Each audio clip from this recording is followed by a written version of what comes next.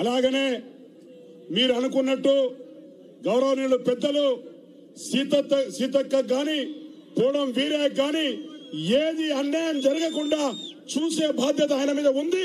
తప్పకుండా బాధ్యతను నిర్వహిస్తారని చెప్పేసి సభాముఖంగా మీకు కోరుకుంటున్నాను.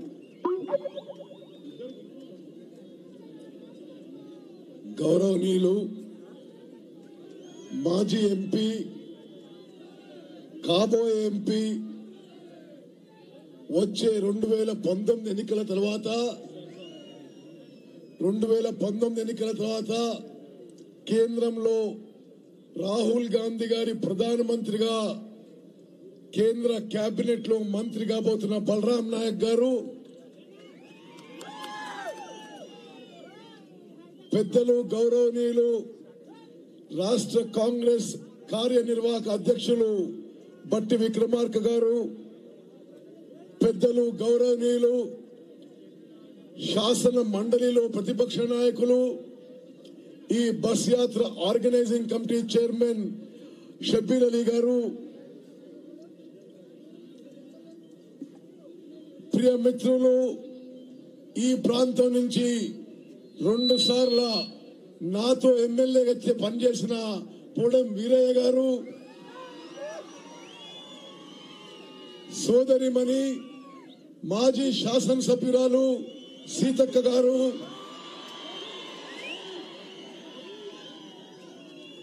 ప్రియ మిత్రులు young and dynamic Revanth Reddy గారు,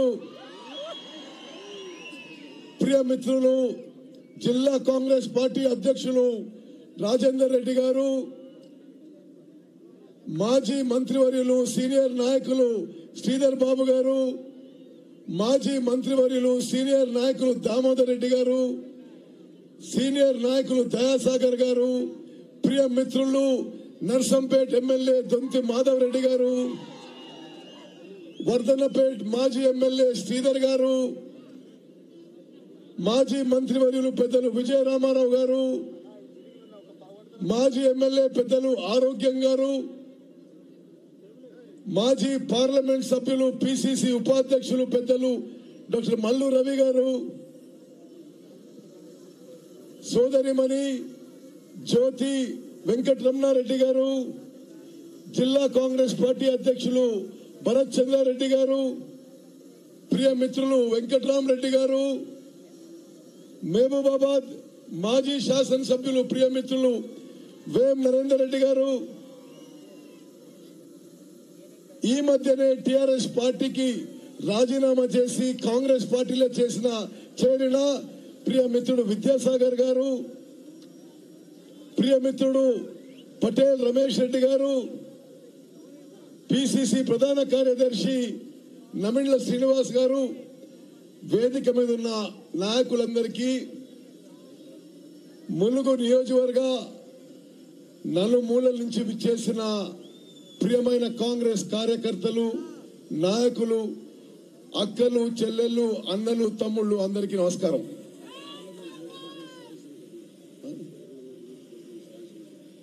పార్లమెంట్ యూత్ కాంగ్రెస్ అధ్యక్షుడు షాయ్ శంకర్ గారు కూడా నమస్కారం.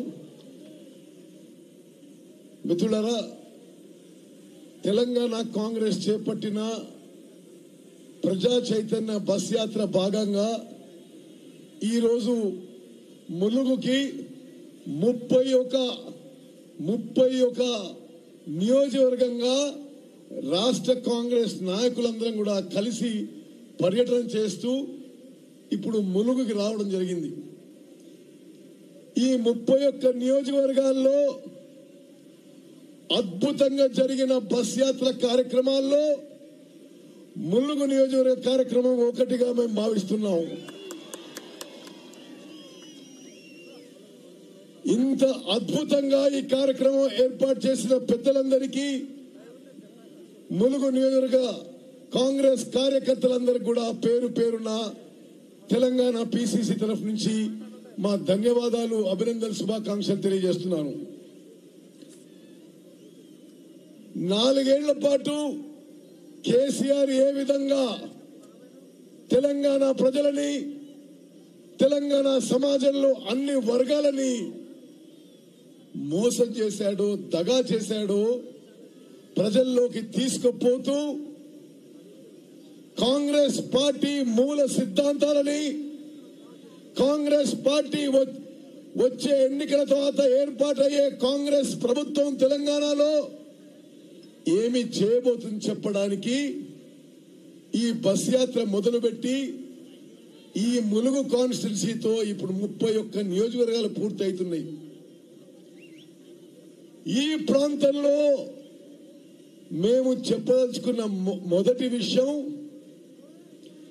సమ్మక్క సారక్క పేరు మీద, సమ్మక్క సారక్క పేరు మీద జిల్లా మాట ఇచ్చి మోసం చేసిన కేసీఆర్ ని ఆ సమ్మక్క సారక్క శాపం తాకుతుంది.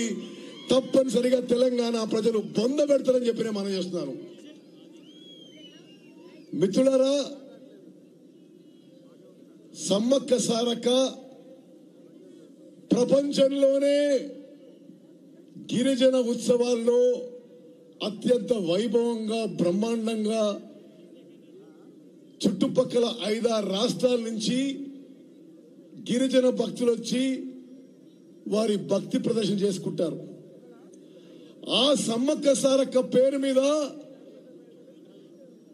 ఈ ప్రాంతాన్ని ప్రత్యేక జిల్లాగా ఏర్పాటు చేసి కేసీఆర్ మోసం చేసిన విషయం గుర్తు చేస్తూ వచ్చే కాంగ్రెస్ ప్రభుత్వంలో తప్పనిసరిగా సమ్మక్క సారక్క పేరు మీద ఈ ప్రాంతం ప్రత్యేక జిల్లాగా ఏర్పాటు చేయబోతున్న విషయం మీ అందరికి మనం చేస్తున్నాను.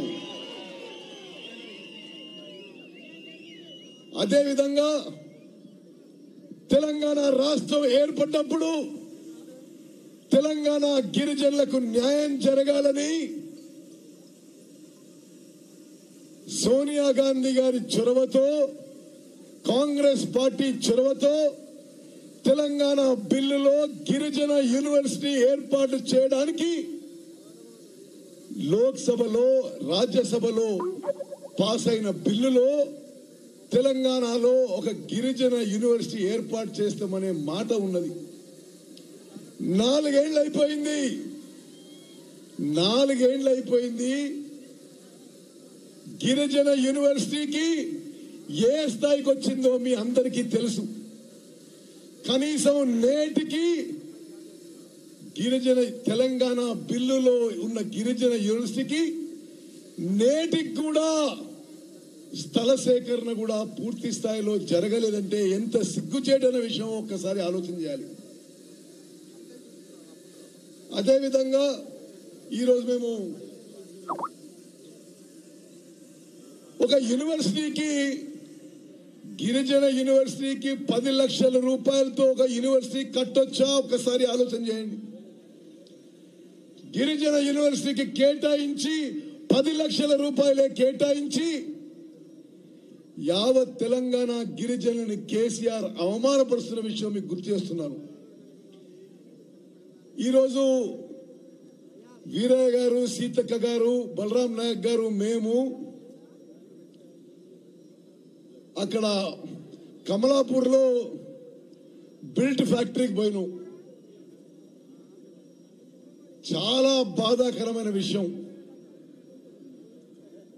తెలంగాణ రాష్ట్రం ఏర్పడితే కొత్త పరిశ్రమలు వస్తాయి, ఉపాధి కల్పిస్తాము, ఉద్యోగ అవకాశాలు కల్పిస్తామన్న కేసీఆర్ మాటి మాటికి విదేశ యాత్రలకు, విహారయాత్రలకు, విలాస జీవితంతో బతుకుతున్న కేటీఆర్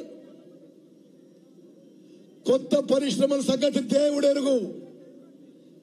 4 ఏళ్ల నుంచి మూతపడిన ఏపీ రేవాన్స్ ఫ్యాక్టరీని ఎందుకు తెరవలేదో కేటీఆర్ ఈ ములుగు ప్రజలకి జవాబు చెప్పాలని చెప్పి కాంగ్రెస్ పార్టీ డిమాండ్ చేస్తుంది. నేరుగా 1500 మంది ఎంప్లాయీస్ ఉన్న ఆ ఫ్యాక్టరీలో ఇండైరెక్ట్ ఎంప్లాయ్మెంట్ గా 6000 మంది పనిచేస్తుంటే 4 ఏళ్ల నుంచి పనిచేస్తున్న ఫ్యాక్టరీ మూతపడి 15 మంది కార్మికులు బాధతో చనిపోతే కనీసం పట్టించుకొని కేసీఆర్ కేటీఆర్ కొత్త పరిశ్రమలు ఏమి తెరుస్తారు, కొత్త ఉద్యోగాలు ఏమిస్తారని చెప్పి యావత్ తెలంగాణ సమాజం ఆలోచన చేయాలని చెప్పి మనం చేస్తున్నాను. మిత్రులారా, ఈ ప్రాంతంలో సీతక్క గారు చెప్పినట్టుగా 3 ఎకరాల విషయం ముఖ్యమంత్రిగా కేసీఆర్ ప్రకటన చేసిండు. తెలంగాణలో ఉన్న గిరిజనులందరికీ 3 ఎకరాల వ్యవసాయ పొలం ఇస్తానని, వ్యవసాయానికి అయ్యే మొదటి సంవత్సరం ఖర్చు ప్రభుత్వమే భరిస్తుందని మాట ఇచ్చి మొత్తం తెలంగాణలో ఎంతమంది గిరిజనులకి 3 ఎకరాలు ఇచ్చిందో తెలుసా? 0. ఒక్క గిరిజన కుటుంబానికి కూడా 3 ఎకరాలు ఇవ్వని ఘనత కేసీఆర్కి దక్కింది. 3 ఎకరాలు ఇవ్వకపోగా పోడు భూముల విషయంలో మిత్రుడు బలరాం నాయక్ గారు, రాష్ట్ర కాంగ్రెస్ వర్కింగ్ ప్రెసిడెంట్ బట్టి విక్రమార్క గారు అనేక సందర్భాల్లో క్షేత్రస్థాయిలో పోడు భూముల మీద ఉన్న గిరిజన తరఫున పోరాటం చేసిండ్రు. పోడు భూముల్లో గిరిజనులు వ్యవసాయం చేసుకుంటుంటే ఈ టిఆర్ఎస్ ప్రభుత్వంలో ప్రభుత్వ ఆదేశాలతో అటవీ శాఖ సిబ్బంది బుల్డోజర్లు పెట్టి, ట్రాక్టర్లు పెట్టి, ప్రొక్లేన్లు పెట్టి పంటలని ధ్వంసం చేసిన విషయం కాంగ్రెస్ పార్టీ తీవ్రంగా ఖండిస్తున్నది. పోడు భూముల విషయంలో గిరిజనులకి వారికి హక్కులు చెందాలని వచ్చే కాంగ్రెస్ ప్రభుత్వం పోడు భూముల విషయంలో ఆ గిరిజనులకి సంపూర్ణ హక్కులు కలిగిస్తూ వారికి పాస్బుక్లు, పట్టాలు ఇచ్చేస్తామని చెప్పి ఈ వేదిక నుంచి నేను మనం చేస్తున్నాను. అదేవిధంగా రిజర్వేషన్ల విషయం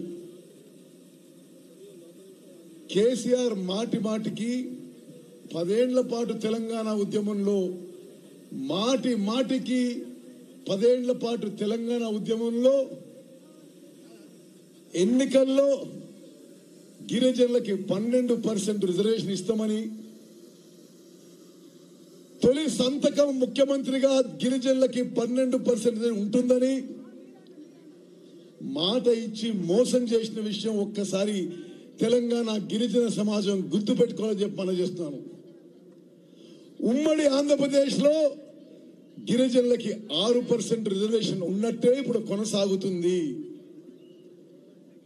యావత్ తెలంగాణ దళిత గిరిజన సమాజం వాళ్ళకి మేలు జరుగుతుంది ప్రత్యేక తెలంగాణ రాష్ట్రంలో అని చెప్పి ప్రత్యేక తెలంగాణ ఉద్యమంలో ముందుండి పోరాటం చేశారు. ఎక్కువ మంది టిఆర్ఎస్ పార్టీకి మద్దతు పలికి కేసీఆర్ ముఖ్యమంత్రి అవడానికి కారణమయ్యారు. ఏ దళితులు, ఏ గిరిజనులు కేసీఆర్ ని ముఖ్యమంత్రి చేయడానికి ప్రధాన పాత్ర పోషించారో ఈరోజు వాళ్ళకే కేసీఆర్ వెన్నుపోట పొడుస్తున్న విషయం ఒక్కసారి గుర్తు చేస్తున్నా. 3 ఎకరాల విషయంలో, డబుల్ బెడ్రూమ్ ఇంట్ల విషయంలో, ఇంటికో ఉద్యోగం అని రకరకాల హామీలు ఇచ్చి తెలంగాణ దళితులని, గిరిజనులని కేసీఆర్ మోసం చేసిండు.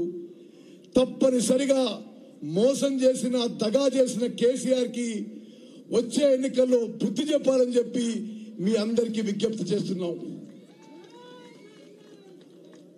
చట్టపరంగా, ధర్మంగా, న్యాయంగా, రాజ్యాంగ పరంగా తెలంగాణ గిరిజన బిడ్డలకి జనాభా ప్రాతిపదికన తెలంగాణ జనాభాలో 9.8% ఉన్న గిరిజనులకి ఎవరిని అడగవసరం లేదు. గిరిజనుల హక్కు 9.8% గిరిజనుల పిల్లలకి ప్రభుత్వ ఉద్యోగాల్లో, ప్రభుత్వ విద్యా సంస్థల్లో రిజర్వేషన్స్ కల్పించడం ప్రభుత్వ బాధ్యత. కానీ కేసీఆర్ ముఖ్యమంత్రి 4 ఏళ్ల తర్వాత కూడా గిరిజనులకి 6% రిజర్వేషన్ మీదనే ఉన్నాం. జనాభా ప్రాతిపదిక మీద గిరిజనులకి కేసీఆర్ రిజర్వేషన్స్ పెంచని విషయం ఒక్కసారి మీ అందరికీ గుర్తు చేస్తున్నాను. అదేవిధంగా ఇక్కడికి దగ్గరలో ఉన్న తాడువాయి అడవుల్లో గిరిజన మహిళలని ఏ విధంగా అవమానపరిచిండ్రో యావత్ తెలంగాణ సభ్య సమాజం చూసి సిగ్గుతో తల వంచుకునే విధంగా ఆ గుత్తికోయల మహిళలతో తెలంగాణ ప్రభుత్వం తరఫున అధికారులు వ్యవహరించిన తీరు గిరిజన సమాజం గుర్తించాలని చెప్పి మనం చేస్తున్నాను. అదేవిధంగా తాము పండించిన మిర్చి పంటకి సరి అయిన రేటు ఇవ్వాలని, సరి అయిన ధరకి కొనుగోలు చేయాలని ఖమ్మంలో గిరిజన రైతులు ప్రజాస్వామ్య పద్ధతిలో ఆందోళన చేస్తే ఆ గిరిజన రైతులని కాళ్ళకి చేతులకి బేడీలు సంకెళ్ళేసి దేశద్రోహ కేసు పెట్టి జైలు పంపించిన ఘనత కూడా కేసీఆర్కి దక్కింది. మిత్రులారా, ములుగు వచ్చిన సందర్భంగా కొన్ని విషయాలు కాంగ్రెస్ పార్టీ తరఫు నుంచి నేను ప్రకటించదలుచుకున్నా. ములుగు కేంద్రంగా వచ్చే కాంగ్రెస్ ప్రభుత్వం సమ్మక్క సారక్క జిల్లా ఏర్పాటు చేస్తామని చెప్పి ఈ వేదిక నుంచి మనం చేస్తున్నాను.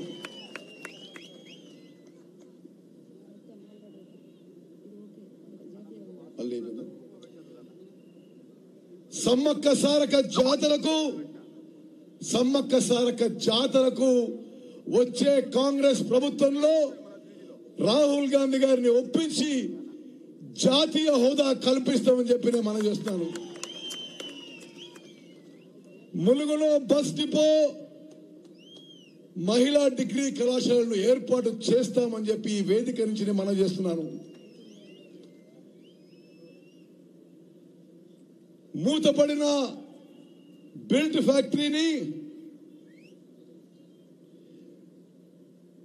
ఫ్యాక్టరీని ఒకవేళ ఈ 7-8 నెలల్లో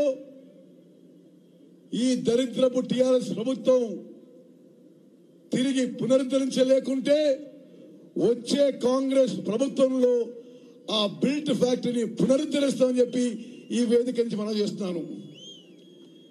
మిత్రులారా, 4 ఏళ్లుగా తెలంగాణ ప్రజలు ఓపికతో కేసీఆర్ పనితీరును పరిశీలిస్తున్నారు.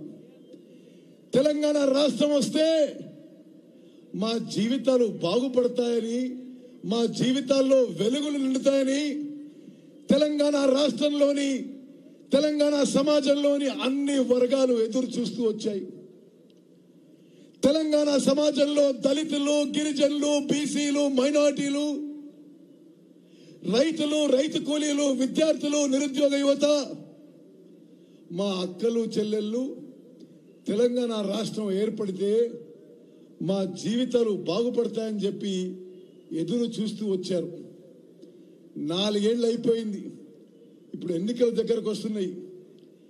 తెలంగాణ సమాజంలో అన్ని వర్గాల్లో కూడా మేము మోసపోయినాం. కేసీఆర్, ఆయన కుటుంబ సభ్యులు వారు నిర్మించేది బంగారు తెలంగాణ కాదు, బంగారు కుటుంబం అని చెప్పి యావత్ తెలంగాణ ప్రజానీకం ఈరోజు గుర్తిస్తున్నది. అడ్డగోలుగా మిషన్ భగీరథ అని, ఇరిగేషన్ కాంట్రాక్టర్ల నుంచి 6% కమిషన్ తీసుకొని కేసీఆర్ కుటుంబం స్వతంత్ర భారతదేశంలో అత్యంత అవినీతి కుటుంబంగా వివరిస్తున్న విషయం మనం అందరం గుర్తించాలని మనం చేస్తున్నాం. అవినీతే కాదు, అహంకార పూరిత ధోరణి, ఒక విలాసవంతమైన జీవితం, 100 కోట్ల రూపాయల తెలంగాణ ప్రజల సొమ్ముతో వందల కోట్లతో బంగళాలు కట్టుకోవడం, వందల కోట్ల కార్లలో తిరగడం, ఎక్కడికి పోయినా ప్రైవేట్ జెట్ విమానాలు, హెలికాప్టర్లో తిరగడం, మన సొమ్ముతో కేసీఆర్ కుటుంబం ఒక విలాసవంతమైన జీవితానికి అలవాటు పడి తెలంగాణ రాష్ట్రంలో సామాన్య ప్రజానీకం కష్టాలు మర్చిపోయిన విషయం మనం గుర్తించాలి. నిన్న మొన్న హైకోర్టు ఇచ్చిన తీర్పు ఈ ప్రభుత్వ పెద్ద మనుషులకు చెంపపెట్టు. శాసనసభ నుంచి యావత్ ప్రధాన ప్రతిపక్షాన్ని గెంటేసి, పోలీసులను ఉపయోగించి గెంటేసి, ఇద్దరు శాసనసభ్యులు వెంకటరెడ్డి గారు, సంపత్ గారిని సభ్యత్వం రద్దు చేసిన విషయం, హైకోర్టు తప్పుపట్టిన విషయం అందరం గమనించాలి. కాంగ్రెస్ పార్టీగా ముఖ్యమంత్రికి, స్పీకర్ గా మధుసూదనాచారి గారికి ఆ పదవుల్లో కొనసాగడం నైతిక హక్కు లేదు. వాళ్ళ పదవికి రాజీనామా చేయాలని చెప్పి కాంగ్రెస్ పార్టీ డిమాండ్ చేస్తుంది. మిత్రులారా, 2-3 నిమిషాల్లో వచ్చే కాంగ్రెస్ ప్రభుత్వం ఏం చేయబోతుందో మనం చేసి ముగించుకుంటాను. రైతుల పట్ల, రైతుల విషయంలో కేసీఆర్ పరిపాలన శాపంగా మారింది. వేలాది మంది రైతులు ఆత్మహత్య చేసుకుంటున్నారు. వచ్చే కాంగ్రెస్ ప్రభుత్వం యావత్ తెలంగాణ రైతాంగానికి ఏకకాలంలో 2 లక్షల రూపాయలు రుణమాఫీ చేయబోతున్న విషయం మీకు మనం చేస్తున్నాను.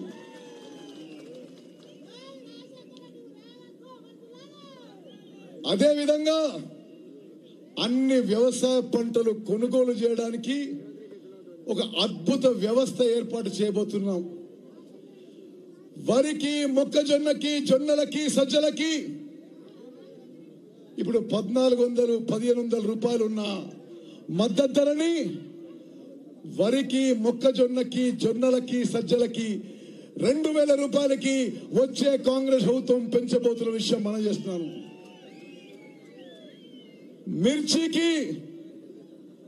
మిర్చికి ఇప్పుడు మిర్చి పంట కొనే నాదుడే లేడు. వందల మిర్చి రైతులు ఆత్మహత్య చేసుకున్నారు. మిర్చికి వచ్చే కాంగ్రెస్ ప్రభుత్వంలో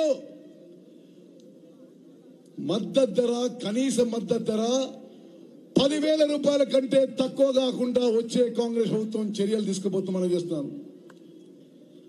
పత్తికి ప్రస్తుతం 4,300 రూపాయలు ఉన్న పత్తికి మద్దతు ధర, గిట్టుబాటు ధర పెంచి వచ్చే కాంగ్రెస్ ప్రభుత్వం 6,000 రూపాయలతో కొనుగోలు చేయబోయే విషయం మీకు మనం చేస్తున్నాను. అదేవిధంగా అన్ని వ్యవసాయ పంటలకి వచ్చే కాంగ్రెస్ ప్రభుత్వం కొనుగోలు విషయంలో ఒక మంచి వ్యవస్థను ఏర్పాటు చేసి మంచి ధరకు కొనుగోలు చేయబోతున్న విషయం మీకు మనం చేస్తున్నాను. అదేవిధంగా చాలా మంది మా అక్కలు, చెల్లెలు వచ్చారు. తెలంగాణ రాష్ట్రంలో ఉన్న 6 లక్షల మహిళా సంఘాల్లో 70 లక్షల మంది మా అక్కలు, చెల్లెలు సభ్యులుగా ఉన్నారు. గత కాంగ్రెస్ ప్రభుత్వం మహిళా సంఘాలు ఏర్పాటు చేసి మీకు బిల్డింగ్లు, ఆఫీసులు కట్టించి, మీ సమావేశాలు ఏర్పాటు చేసి, మీకు బ్యాంకు రుణాలు ఇప్పించి, బ్యాంకు రుణాలపై వడ్డీ భారం గతంలో కాంగ్రెస్ ప్రభుత్వమే భరించింది. ఇప్పటి కేసీఆర్ ప్రభుత్వంలో అన్ని విషయాలు మర్చిపోయారు. మీకు వచ్చే అభయహస్తం పెన్షన్ కూడా రద్దు చేసిన విషయం గుర్తు చేస్తున్నా. వచ్చే కాంగ్రెస్ ప్రభుత్వం తెలంగాణ రాష్ట్రంలో 6 లక్షల మహిళా సంఘాలకి, ప్రతి మహిళా సంఘానికి 1,00,000 రూపాయలు గ్రాంట్ ఇవ్వబోతున్న విషయం మీ అందరికీ మనం చేస్తున్నాను. తెలంగాణ రాష్ట్రంలో 6 లక్షల మహిళా సంఘాల్లో సభ్యులుగా ఉన్న 70 లక్షల మంది మా అక్కలకు, చెల్లెలకు ఆర్థిక ప్రయోజనం చెందే విధంగా ప్రతి మహిళా సంఘానికి వచ్చే కాంగ్రెస్ ప్రభుత్వం తిరిగి ఇవ్వనవసరం లేకుండా ₹1,00,000 గ్రాంట్ ఇవ్వబోతున్న విషయం నేను మళ్ళీ మనవి చేస్తున్నాను. ప్రతి మహిళా సంఘానికి ₹10 లక్షల బ్యాంకు రుణం ఇప్పించి ఆ బ్యాంకు రుణం మీద వడ్డీ భారం గతంలో కాంగ్రెస్ ప్రభుత్వం భరించినట్టుగా ప్రతి సంఘానికి ₹10 లక్షల బ్యాంకు రుణం ఇప్పించి ఆ వడ్డీ భారం మొత్తం కూడా వచ్చే కాంగ్రెస్ ప్రభుత్వమే భరిస్తూ మనం చేస్తున్నాను. అభయహస్తం పెన్షన్ విషయంలో కేసీఆర్ పరిపాలనలో మహిళా సంఘాలకు వచ్చే అభయహస్తం పెన్షన్ ఆపేసింది. ఆ అభయహస్తం పెన్షన్ స్కీమ్ పునరుద్ధరించి గతంలో వచ్చే ₹500 ₹1,000 పెంచబోతున్నాం మనం చేస్తున్నాం. అదేవిధంగా విద్యార్థులు, నిరుద్యోగ యువత తెలంగాణ రాష్ట్రం రావడానికి ప్రధాన పాత్ర పోషించిన విద్యార్థులను, నిరుద్యోగ యువతని నేటి కేసీఆర్ ప్రభుత్వం నిర్లక్ష్యం చేస్తున్న విషయం గుర్తు చేస్తూ వచ్చే కాంగ్రెస్ ప్రభుత్వంలో లక్షలాది ఉద్యోగ అవకాశాలు కల్పించడం, లక్షలాది ఉద్యోగాలు కల్పించడం వచ్చే కాంగ్రెస్ ప్రభుత్వం ఒక ప్రధాన లక్ష్యం, ఉద్దేశం ఉంటుందని మనం చేస్తూ ఏ నిరుద్యోగ యువతకైతే ఉద్యోగాలు కల్పించలేమో వచ్చే కాంగ్రెస్ ప్రభుత్వం నెలకు ₹3,000 నిరుద్యోగ భృతి ఏర్పాటు చేస్తుందని చెప్పి సభ ద్వారా మనం చేస్తున్నాం. మిత్రులారా, చివరిగా మేము మొత్తం తెలంగాణ పర్యటిస్తూ మీకు విషయం మనవి చేయాలి. ఎక్కడ పోయినా, ఏ జిల్లాకు పోయినా, ఏ నియోజకవర్గం పోయినా కేసీఆర్, టిఆర్ఎస్ పార్టీ మోసం చేసిండ్రు, కాంగ్రెస్ పార్టీ న్యాయము అనే భావన స్పష్టంగా ప్రజల్లో ఉంది. టిఆర్ఎస్ పార్టీకి వ్యతిరేకంగా తెలంగాణ రాష్ట్రంలో కేసీఆర్ కి వ్యతిరేకంగా ఒక నిశ్శబ్ద విప్లవం వీస్తోంది. తెలంగాణ రాష్ట్రంలో ఒక కాంగ్రెస్ ప్రపంచం వీస్తోంది. వచ్చే శాసనసభ ఎన్నికల్లో తప్పనిసరిగా కాంగ్రెస్ పార్టీ ఘన విజయం సాధించి తెలంగాణలో కాంగ్రెస్ ప్రభుత్వం ఏర్పాటు కాబోతుందని చెప్పి నేను వేదికకి మనం చేస్తున్నాను. మరి ఈ అద్భుత సభ ఏర్పాటు చేసిన స్థానిక నాయకులందరికీ పేరు పేరున నేను ధన్యవాదాలు తెలియజేస్తూ, ములుగు కాంగ్రెస్ కార్యకర్తలందరూ కూడా తెలంగాణ పిసిసి నుంచి నా శుభాకాంక్షలు, అభినందన తెలియజేస్తూ ముగించుకుంటున్నాను. జై హింద్, జై కాంగ్రెస్. అందరూ చేతులెత్తాలి. రాహుల్ గాంధీ గారి నాయకత్వం ఢిల్లీ వినపడాలమ్మా. రాహుల్ గాంధీ గారి నాయకత్వం కాంగ్రెస్ పార్టీ జిందాబాద్, కాంగ్రెస్ పార్టీ జిందాబాద్. ధన్యవాదాలు.